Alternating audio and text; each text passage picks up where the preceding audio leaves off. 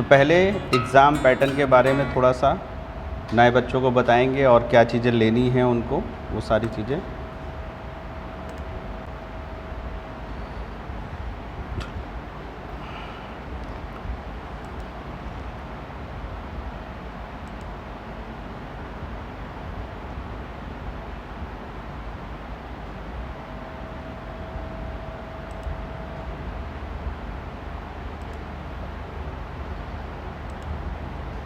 और देखिए जो पुराने बच्चे हैं उनकी भी कोई क्वेरी है अगर एग्ज़ाम को लेकर तो वो आप पूछ सकते हैं, पहले कभी नहीं पूछा, पूछ सकते हैं, ठीक है ना।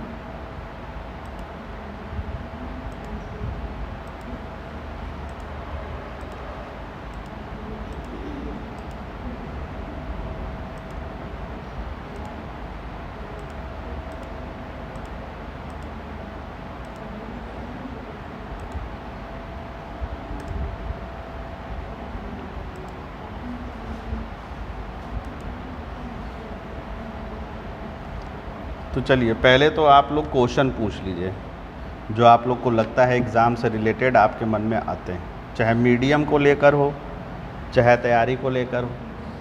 पूछना है किसी को? पूछिए पूछिए भाई, आप लोग के मन में भी तो रहे होंगे। कुछ नहीं, आपका कुछ पूछना है तैयारी को लेकर? नहीं? मंजू, अनुराग, आपको पूछना है कुछ? कोई डाउट्स ही नहीं है, ऑल डाउट्स क्लियर है ना। चलिए आइए, सबसे पहला काम है कि आपके पास सिलेबस होना चाहिए।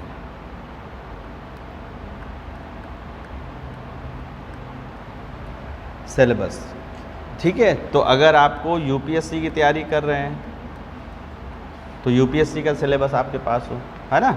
और यूपी पीसीएस की तैयारी कर रहे हैं तो उसका सिलेबस। तो सिलेबस अलग से मत खरीदिए। इसके लिए क्या करना है आपको, देखिए इसमें प्री एक एग्ज़ाम होता तो एक प्री का आपको क्वेश्चन पेपर ले लेना है, इसको नोट कर लीजिए, है ना।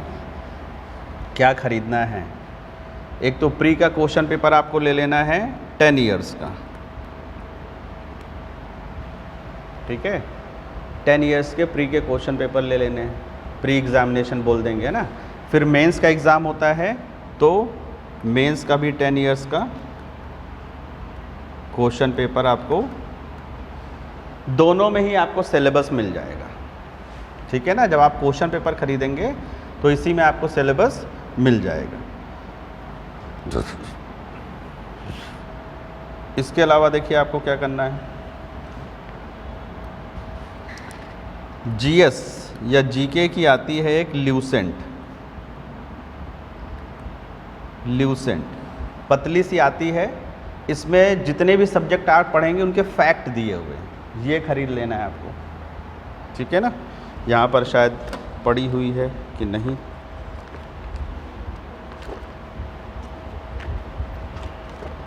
पतली सी आती है, उनको बोलिए जीके की ल्यूसेंट चाहिए, जीके, ठीक है ना। और नहीं तो आज हम उसकी फ़ोटो भी भेज देंगे, उसमें सारे सब्जेक्ट रहेंगे, सिंगल सब्जेक्ट नहीं लेना है। ये इतनी चीज़ आपको ख़रीद लेनी है, ठीक है। इसके अलावा आपको देखिए क्या करना है, एक मंथली मैगज़ीन पढ़ना शुरू कर दीजिए, मंथली मैगज़ीन ये ले लेना है आपको। एक कोई नेशनल न्यूज़पेपर, देखिए जो आपके घर में आते हैं ना अमर उजाला वगैरह, उनसे कोई फ़ायदा नहीं है, एक राष्ट्रीय संस्करण आपको लेना पड़ेगा।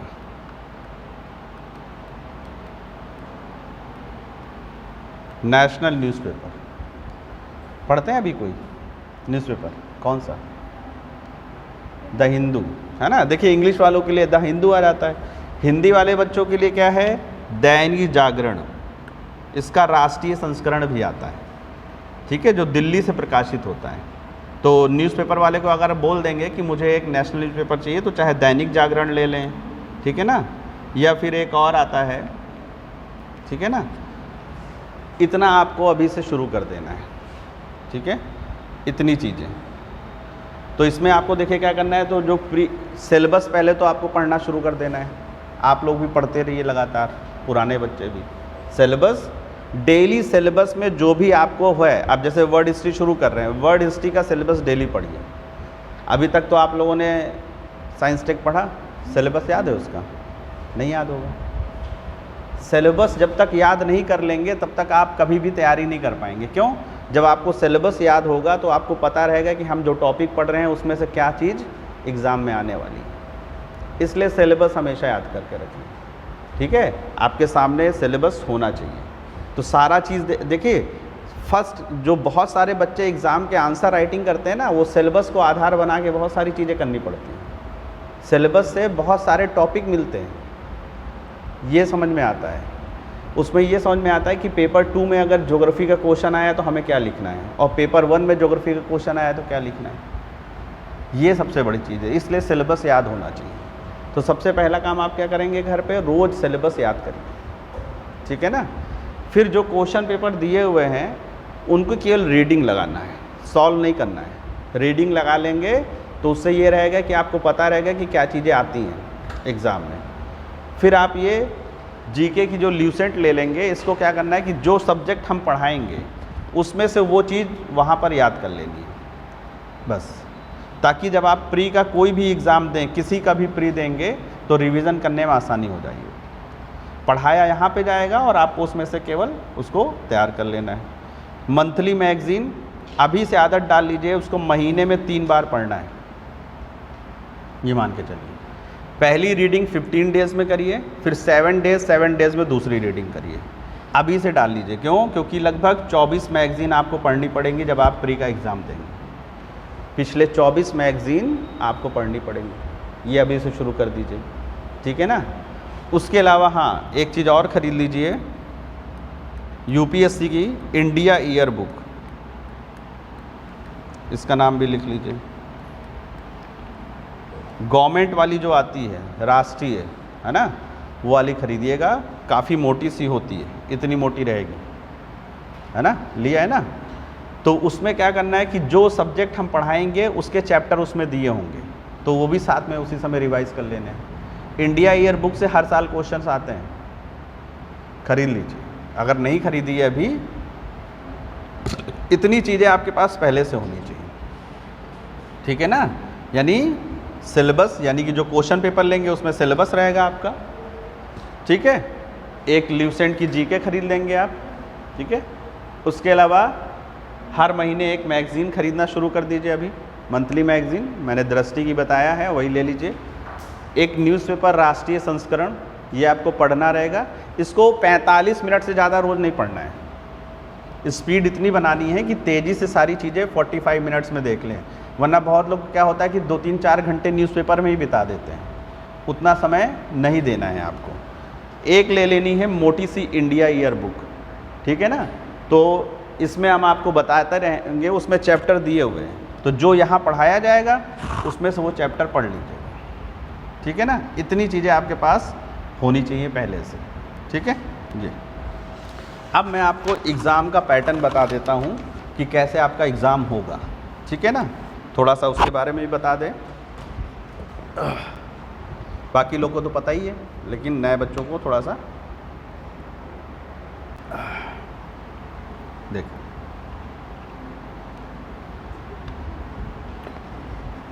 तो नए वाले बच्चे चाहे इसको नोट कर लेंगे जो बताने जा रहे हैं। तो देखिए, जब आप यूपीएससी की तैयारी करते हैं या यूपी पीसीएस की तैयारी करते हैं, तो इसमें जो एग्ज़ाम होता है वो 3 लेवल पे होता है।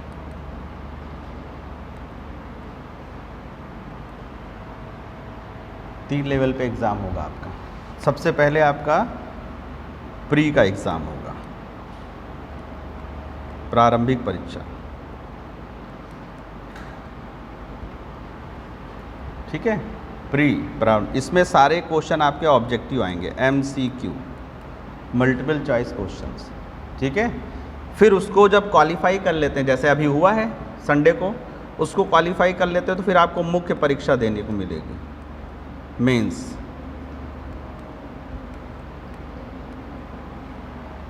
मुख्य परीक्षा पूरी रिटेन होगी, उसमें टिक लगाने वाला कोई क्वेश्चन नहीं रहेगा। और इसमें जब क्वालिफाई कर लेते हैं तो साथ में आपको इंटरव्यू, साक्षात्कार,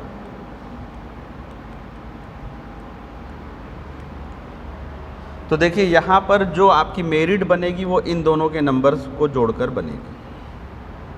आपकी जो मेरिट बनेगी मेंस में जो आप नंबर लेकर आएंगे, ठीक है, और इसमें दोनों के नंबर को मिलाकर आपकी मेरिट बनेगी। ये वाले से आपका मेरिट का कोई लेना देना नहीं, लेकिन प्री में जब क्वालिफाई कर जाएंगे तभी मेंस देने को मिलेगा। समझ गए कि नहीं समझ गए? अब देखिए, प्री में एक दिन में 2 पेपर होते हैं और दोनों ही 2-2 घंटे के होते हैं। एक दिन में प्री में 2 पेपर होंगे आपके।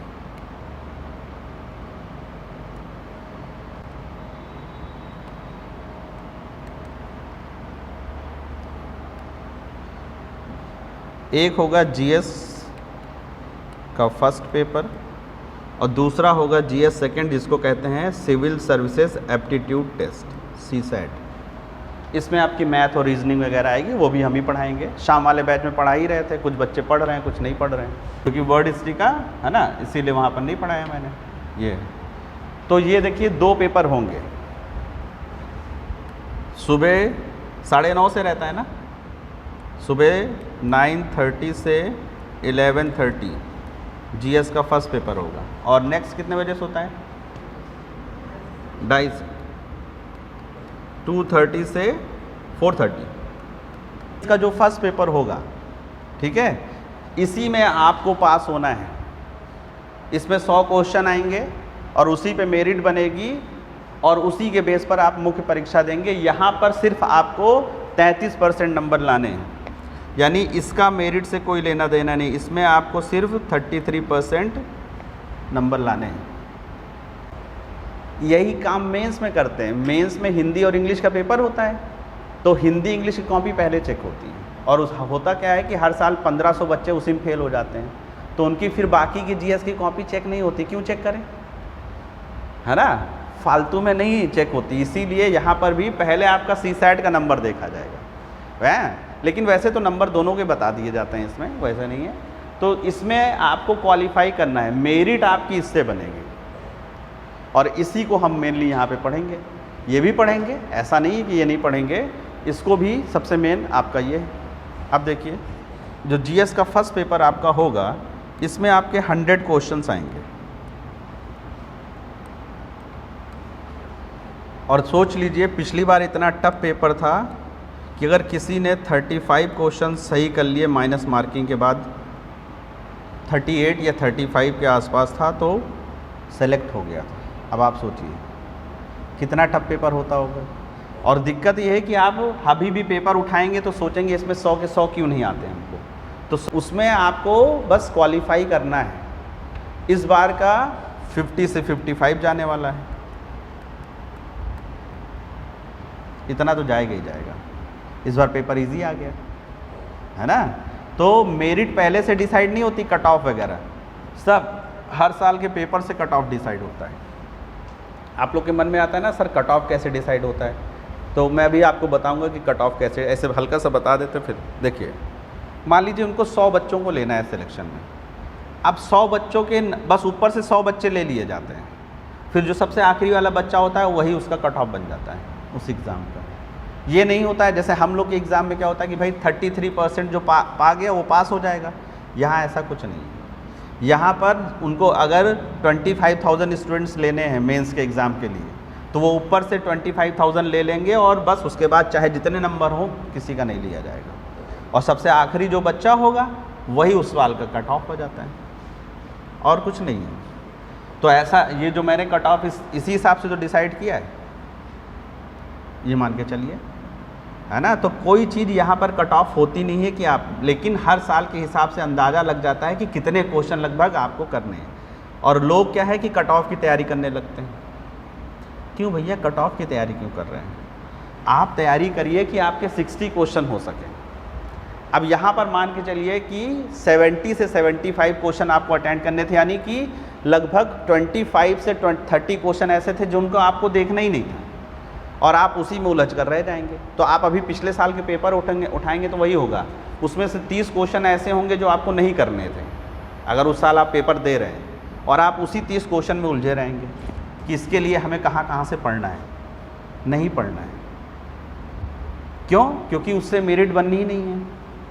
तो आपको हर बार के पेपर, हर साल जो पेपर होगा उसमें आप ये मान के चलिए कि आपको 75 क्वेश्चन आपके पढ़े हुए सिलेबस में से आ जाएंगे। बहुत है, 70 क्वेश्चन भी आपके पढ़े हुए सिलेबस में से अगर प्री में आ रहे हैं ना, तो वही आपके लिए सफिशिएंट है।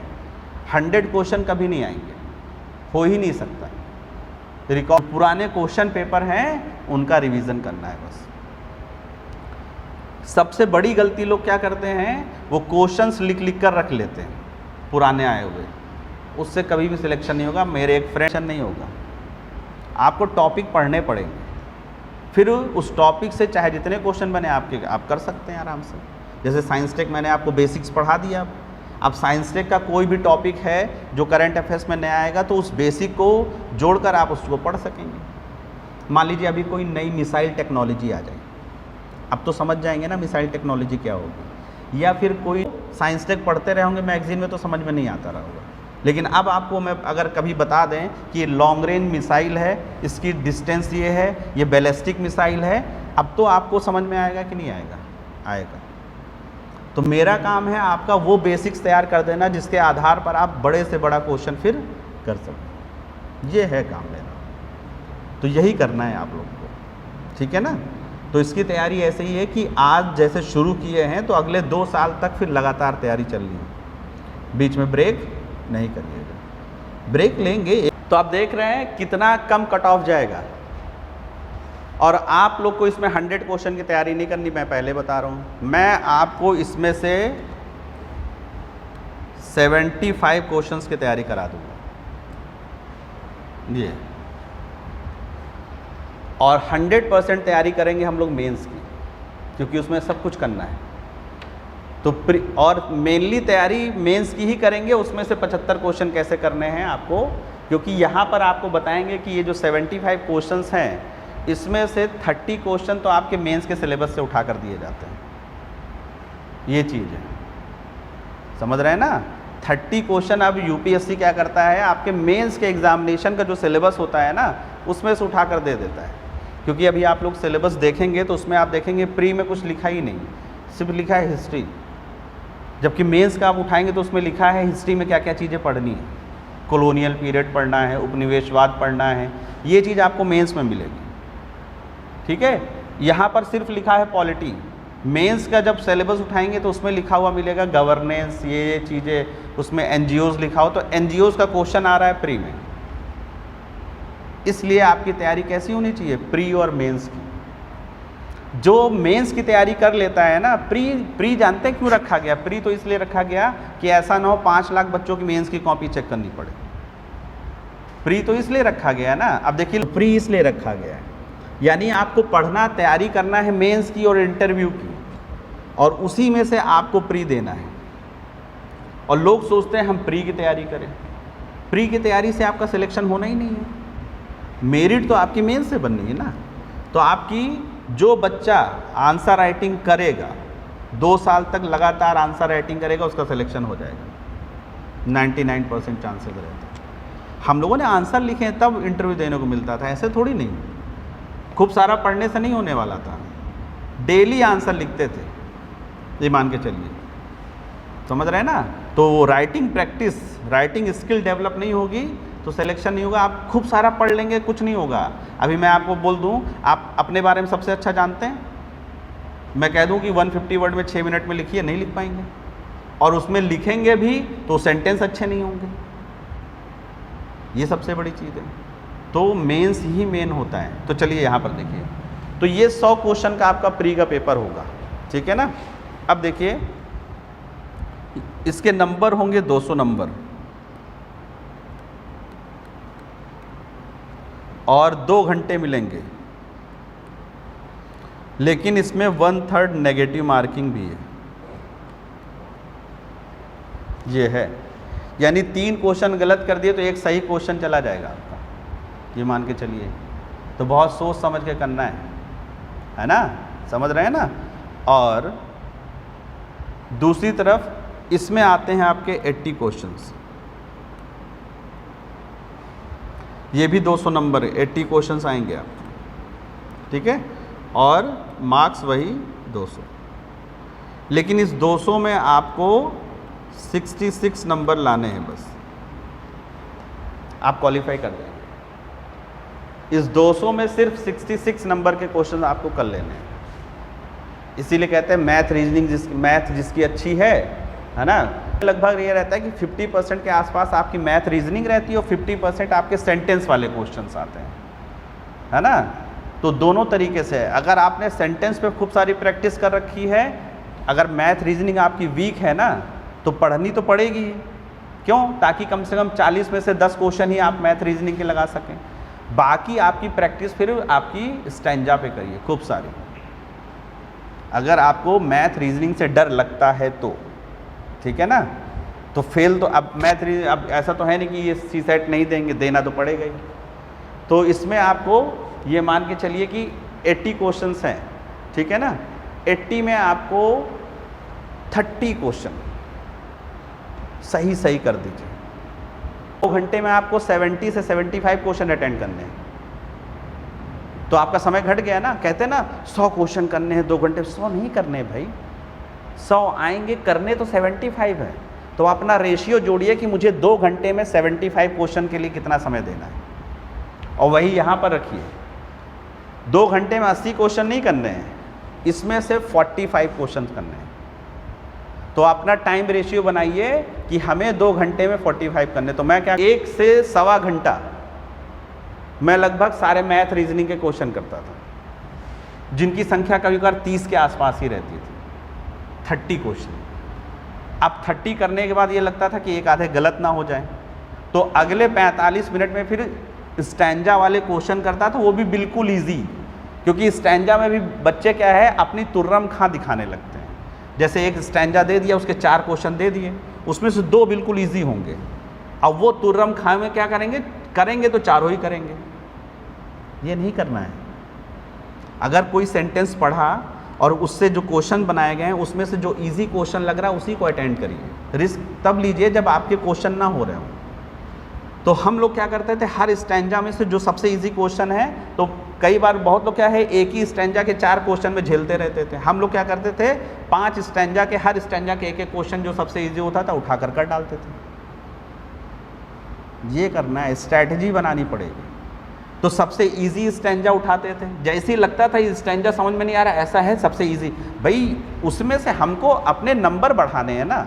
तो अब 10 स्टैंजा दिए हैं तो 10 नहीं करने हैं, आपको जो अच्छा लग रहा है, इजी लग रहा है, उस स्टैंजा को पकड़ लीजिए। उसमें से जो क्वेश्चन इजी है उसका आंसर दे दीजिए।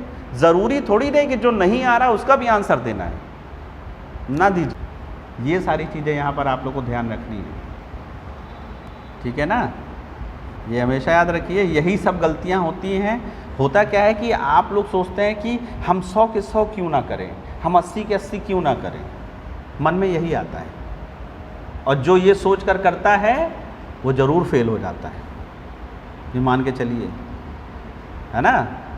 अभी 70 ही करें, अब कहते नहीं हम 100 के 100 अटेंड करेंगे ही करेंगे। तो पहली बात तो समय कम हो जाएगा, 30 क्वेश्चन और अटेंड करने में क्या होगा, समय कम हो जाएगा। और 30 में अगर मान लीजिए 25 गलत हो गए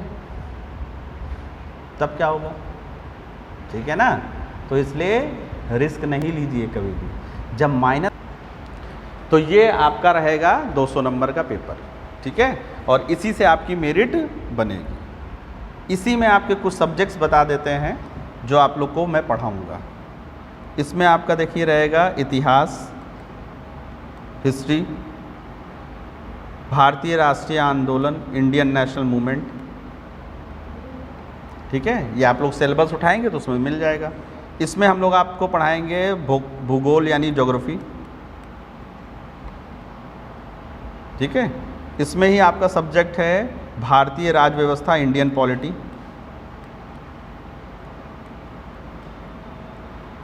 है ना। हिंदी में इसलिए बता रहे हैं क्योंकि इंग्लिश मीडियम वाले, हिंदी वाले ही बच्चे नए हैं, इंग्लिश वाले तो सब पुराने, है ना। इंडियन पॉलिटी और अर्थव्यवस्था, इकॉनमी। इसके अलावा आपका देखिए सामाजिक विकास, सोशल डेवलपमेंट। इसीलिए जो सोशल डेवलपमेंट का टॉपिक आपको मेंस में पढ़ाते हैं उससे इसमें प्री में भी मिल जाएगा आप लोग को। इसमें आपका आएंगे आपका इसके अलावा समसामयिकी, करंट अफेयर्स, ये इसी के लिए तो मैगजीन पढ़नी है आपको स्पेशली। इतने सब्जेक्ट हैं जो आपको प्री में पढ़ने हैं और ये इसी तरह सिंगल लाइन लिखा हुआ मिलेगा।